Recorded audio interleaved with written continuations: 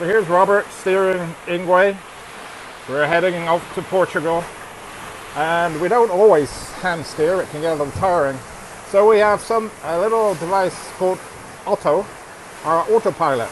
Let's engage the autopilot, Robert.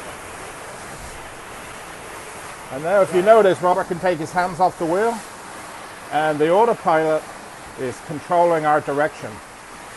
Let me take you down beneath and show you the magic that happens inside Ingwe. You see in front of us, they're called steering cables. You see the stainless cables, and they come up, and there's some chain that goes onto a cog. That cog's driven by the wheel that you'll see people at the helm. But also, on the other side of a wall, there's another cog, which I'm going to come and show you now. There you can see two cogs with two chains.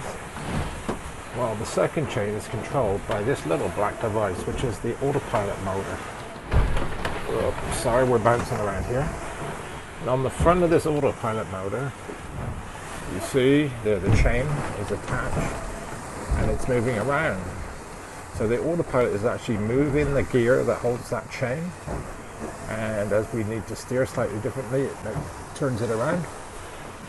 The chain moves up to the cog at the top, which is connected to the cog's motor stern, that's to the left as you look at it, which then comes down these steering cables, and those steering cables go back to the rudders. So now we're looking into the engine room. This is the starboard engine room. You can see the Yanmar engine down there. There are two engines, one on each side. But underneath us is this post, the sort of square aluminum post, which runs between the starboard and port rudders. Attached here, as you see, the cable. This is the end of that steering cable I showed you that comes from the autopilot. It comes down and it moves this post, which is then connected to the rudder post, and you see that rudder post comes out of the hull. Beneath that post is the rudder that turns the boat.